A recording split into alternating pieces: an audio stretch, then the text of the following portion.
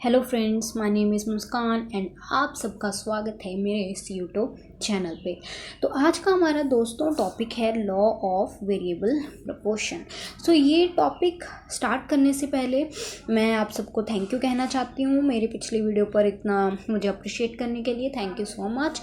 And law of variable proportion जो हमारा topic है, आज हम इसके बारे में, इसकी एक्सप्लेनेशन, इसके अजम्पशंस और इसमें क्या होता है, कब ये एप्लीकेबल होता है, ये हम सब पढ़ेंगे। ठीक है, सो ये वीडियो आप ज़रूर देखना क्योंकि ये टॉपिक जो है वेरी इंपॉर्टेंट टॉपिक है for school students also and college students also. So दोस्तों, और इससे पहले मैं चाहूँगी कि आप मेरे चैनल को, मुस्कान सियान चैनल को आप ज़रूर लाइक, शेयर और सब्सक्राइब ज़रूर करें। ठीक है, थैंक यू दोस्तों। अब हम अपना ये टॉपिक जो है वो शुरू करते हैं। लॉ ऑफ वेरिएबल प्रोपोर्शन क्या होता है? लॉ ऑफ वेरिएबल प्रोपोर्शन शुरू करने से पहले तो आपको ये पता होना चाहिए ये कंसेप्ट आता कहाँ से है। ये जो हमारा कंसेप्ट है दैट ये आता है हमारा प्रोडक्शन फंक्शन से। ठीक है, अब आप बोलोगे प्रोडक्शन फंक्शन क्या होता है? प्रोडक्शन फंक्शन जो हमें रिलेशनशिप बताता है बिटवीन इनपुट एंड आउटपुट।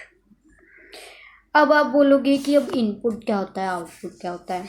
तो समझो, जो इनपुट होता है उसे हम raw material, labour,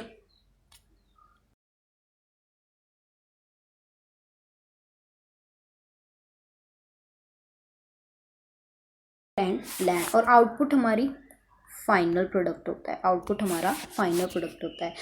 so production function बताता है कि इनपुट के कितने फैक्टर्स को यूज़ करते हुए, या कितनी हमारी रॉ मटेरियल को यूज़ करते हुए, या कितना हमारा लेबर और लैंड को यूज़ करते हुए हम आउटपुट प्रोड्यूस कर रहे हैं। समझ रहे हो आप? कितना इनपुट यूज़ करने से हमारी कितनी आउटपुट इंक्रीज होती है, उसे, इस रिलेशनशिप को दर्शाता है प्रोडक्शन फंक्शन। ठीक है, अब प्रोडक्शन फंक्शन जो है, प्रोडक्शन फंक्शन अब एक तो शॉर्ट पीरियड के लिए होता है और एक लॉन्ग पीरियड के लिए होता है। शॉर्ट पीरियड का जो कंसेप्ट है उसके under law of variable proportion आता है जो हम आज पढ़ेंगे, और लॉन्ग टर्म में रिटर्न्स टू स्केल आता है। ठीक है, प्रोडक्शन फंक्शन एक तो शॉर्टर पीरियड के लिए होता है, लॉन्ग पीरियड के लिए, जो हम आज का कंसेप्ट पढ़ेंगे law of variable proportion that relate to the short period.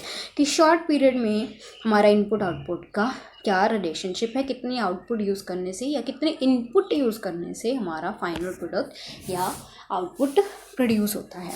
सो सबसे पहले हम इसकी डेफिनेशन पढ़ते हैं। क्या लिखा हुआ है यहाँ पे लिखा है, this law state that if the input of the one resource is increased by equal increment is increased by one resource is increased by equal increment per unit of time while the other resource are held constant, total output is increased but beyond some point the resulting output increase will become smaller and smaller। अब आप confuse हो रहे होगे कि ये क्या पढ़ा दिया मैडम ने, ये तो समझ में भी नहीं आ रहा। तो ये समझो, इस कंसेप्ट से आपको समझ में आएगा। तो law of variable proportion shorter period के लिए, ठीक है, हम अभी हमने पढ़ा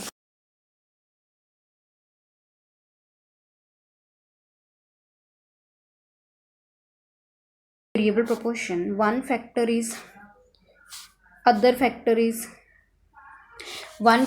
fixed, other factor is variable।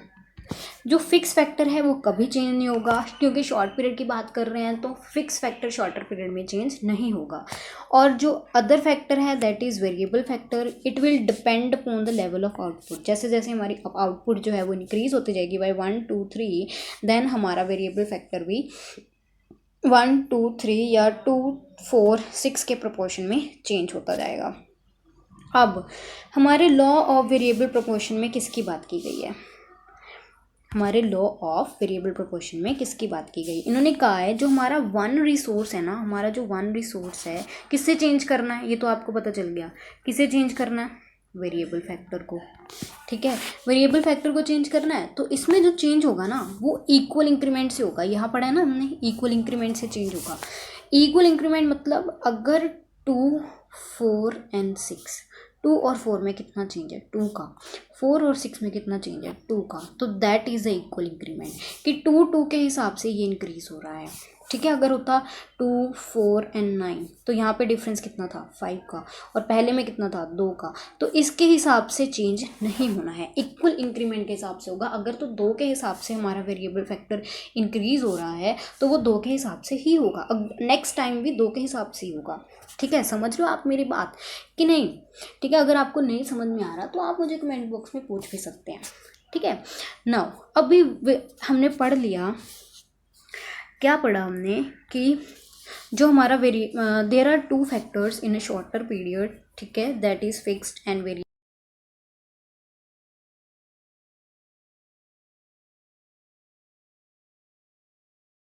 Question क्या बताता है, जो हमारा फिक्स फैक्टर है दैट इज़ 1 1 1 ही रहेगा, और जो वेरिएबल फैक्टर है that will change by time to time. ठीक है, ये हमारा फिक्स्ड है और ये हमारा वेरिएबल है, that will change by time to time. ठीक है, अब कहते हैं ये दोनों क्या हैं, ये दोनों फैक्टर किसके हैं? ये इनपुट के फैक्टर हैं। We are discussing about input के फैक्टर हैं ये, लैंड एंड लेबर, या कह लो फिक्स्ड एंड वेरिएबल। ठीक है, किसे चेंज करने से, इनपुट के वन फैक्टर को चेंज करने से आउटपुट में क्या चेंज आता है, ये लॉ ऑफ वेरिएबल प्रोपोर्शन पढ़ाता है हमें, समझाता है हमें ये बात। ठीक है दोस्तों, अभी हर एक लॉ की ना कुछ अजम्पशन ज़रूर होती हैं। ठीक है, वो अजम्पशन कुछ मान लिया जाता है पहले से कि तभी ये जो लॉ होते हैं ना वो एप्लीकेबल होते हैं। जैसे कि सबसे पहली अजम्पशन क्या है, वही है कि that there is only 2 factor, that is 1 is variable and 1 is fix. Second, all units of the variable factor is homogeneous, सभी यूनिट्स जो वेरिएबल फैक्टर की होंगी वो सेम होंगी। होमोजीनियस का मतलब होता है same. There is no change in the technology of production, और प्रोडक्शन में कोई भी चेंज नहीं होगा। ठीक है, तभी ये लॉ जो है वो एप्लीकेबल होगा। अब एक और है, कहते हैं जो हमारा फैक्टर ऑफ प्रोडक्शन है it can be used in different proportion, like land हमारा फिक्स्ड है, लेबर हमारी वेरिएबल है। ठीक है, लैंड 1 1 1 रहेगा। ठीक है, लेबर को हम 1 2 3 इसके हिसाब से जो है वो चेंज कर सकते हैं। 1 हेक्टेयर लैंड पे अब 3 जो लेबर हैं वो काम कर रहे हैं, तो इसकी प्रोपोर्शन क्या हुई, इसकी प्रोपोर्शन हुई 1:1 पहले में। ठीक है, 1:2 सेकेंड में, 1:3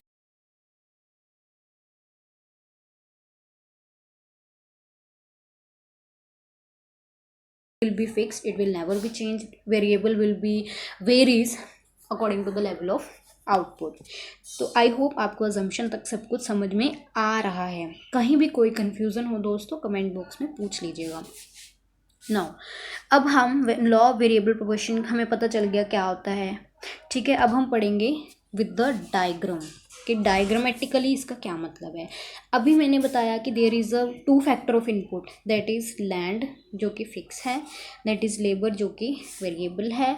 ठीक है, there is a total product and marginal product, ये वही बात है कि हमारी आउटपुट है ये। ठीक है, दिस इज़ हमारी आउटपुट। ठीक है, now we are studying law variable proportion with the help of table. देखो लैंड तो फिक्स ही रहेगी हमारी 1 1, क्योंकि शॉर्टर पीरियड है, इसमें हम फिक्स को चेंज नहीं करते, 1 नहीं रहेगी इसमें। ठीक है, लेबर हमारी 1 यूनिट से चेंज होती जा रही है, देखो यहाँ भी 1 से चेंज हो रही है, यहाँ भी 1 से चेंज हो रही है, यहाँ भी 1 से चेंज हो रही है, इक्वल इंक्रीमेंट से चेंज हो रही है हमारी लेबर जो कि वेरिएबल फैक्टर है। और हमने पढ़ा था इनपुट के 1 फैक्टर को चेंज करने से आउटपुट में क्या चेंज आता है, ये हमारी आउटपुट है ना, इसमें क्या चेंज आता है।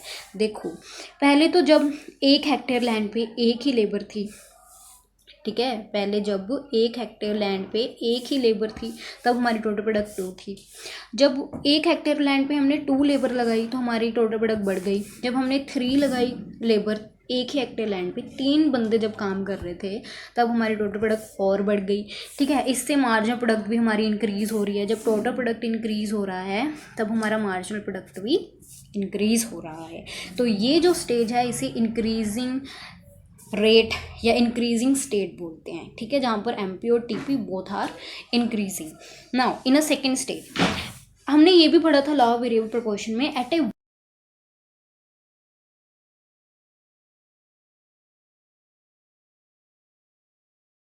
मात्रा में इंक्रीज होगा। जैसे अभी लैंड तो हमारे पास भाई 1 हेक्टेयर ही है सब साइड में। ठीक है, 1 हेक्टेयर लैंड है तो हमने लेबर भी बढ़ा रहे हैं और जब 4 बंदे आए तब और इंक्रीज़ होगी, 5 आए तो और इंक्रीज़ होगी, 6 बंदे आए तो टोटल प्रोडक्ट और इंक्रीज़ हो गई। बट अब प्रपोर्शन देखो, 12 से 14 में चेंज कितना था, 2 का। 14 से 15 का चेंज कितना है, 1 का। आगे 15 से 15 का चेंज कितना है, 0। बात समझ रहे हो, इंक्रीज हो रही है टोटल प्रोडक्ट, ऐसी कोई बात नहीं है, but at a decreasing rate. ठीक है, हमारी जो टोटल प्रोडक्ट है वो कम मात्रा में इंक्रीज हो रही है। पहले 2 से इंक्रीज हो रही थी, फिर 1 से इंक्रीज हुई, फिर 0 से इंक्रीज हुई। एट द सेम टाइम हमारी जो मार्जिनल प्रोडक्ट है वो भी इफेक्ट हुई। पहले वो 3 थी जब हमारे पास 12 टोटल प्रोडक्ट थी, फिर 2, 1 एंड 0 हो गई। 0 मार्जिनल प्रोडक्ट तब हुई जब हमारी जो टोटल प्रोडक्ट थी वो मैक्सिमम थी। At that point marginal product is 0 and this is a stage where हमारी जो टोटल आउटपुट है वो स्मॉलर एंड स्मॉलर होती जा रही है, बल्कि हमारे जो वेरिएबल फैक्टर है वो इंक्रीज ही हो रहा है, बट फिर भी टोटल प्रोडक्ट हमारा स्मॉलर मात्रा में इंक्रीज हो रहा है। तो ये स्टेज को क्या बोलते हैं, डिक्रीजिंग स्टेट। ठीक है, यहाँ पे हमारी एमपी क्या हो रही है, डिक्रीज। नाउ अब थर्ड स्टेज आ जाओ इसकी। अब हमारे पास हमने 1 हेक्टेयर लैंड पे 8 लेबर को लगा दिया, तो इससे हमारी जो आउटपुट है वो इंक्रीज तो क्या हुई, कम ही हो गई। तो इससे तो मार्जिनल प्रोडक्ट क्या हुई, -1, -1 हो गई। और this stage is called negative stage. ठीक है, समझ रहे हो आप बात मेरी को। ठीक है, अभी हम समझते हैं यहाँ पे। देखो, at a very first stage आपने देखा कि total product very first stage, first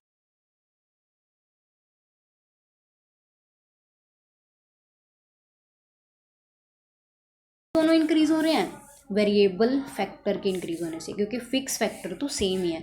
और ये दोनों फैक्टर किसके हैं, इनपुट के हैं भाई। ठीक है, हमने इधर उधर नहीं जाना।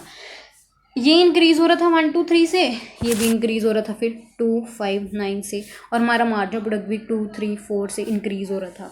ठीक है, so this is the stage where both TP and MP is increasing, और that stage is called increasing stage.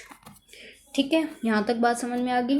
Okay, now next, अब सेकंड स्टेज पे आ जाओ, जहाँ पे हमने पढ़ा था कि at a 1 point total product या आउटपुट हमारी स्मॉलर मात्रा में इंक्रीज होगी। हमारी लैंड तो देखो भाई, फिक्स फैक्टर तो हमारा वही है 1, 1, 1। वेरिएबल फैक्टर हमारा अभी 4, 5, 6, 7, हम बढ़ाते जा रहे हैं। टोटल प्रोडक्ट इस टाइम पे हमारी 12, 14, 15 एंड 15 है। मात्रा इनकी कम होती जा रही है भाई बढ़ने की, और एक टाइम पे तो बिल्कुल ही सेम, बिल्कुल भी इंक्रीज़ नहीं हो रही। और मार्जिनल प्रोडक्ट पे एडवर्स इफेक्ट पड़ा इसका कि ये नेगेटिव ही हो गई जब हमारी टोटल प्रोडक्ट मैक्सिमम है। जब हमारी टोटल प्रोडक्ट मैक्सिमम है तब हमारी मार्जिनल प्रोडक्ट तो डिक्रीज ही हो गई। सो ये कौन सी स्टेज हुई, decreasing stage. Second stage is decreasing state. ठीक है, अब नेक्स्ट पढ़ो। नेक्स्ट हमारी थर्ड स्टेज थी नेगेटिव, जहाँ पे हमारी लैंड तो 1 हेक्टेयर ही थी और वेरिएबल फैक्टर 8 था। ठीक है, टोटल प्रोडक्ट हमारी नेगेटिव हो गई। पहले 14 थी, अब 15 थी, अब 14 हो गई। और मार्जिनल प्रोडक्ट का तो बहुत बुरा हाल हुआ जी, ये तो नेगेटिव में ही चला गया। ठीक है, बात समझ में आ रही है। 1 हेक्टेयर लैंड पे जब हम वेरिएबल फैक्टर जो कि हमारा लेबर था उसको इंक्रीज करी जा रहे हैं, तो at a 1 point marginal product negative हो जाएगी।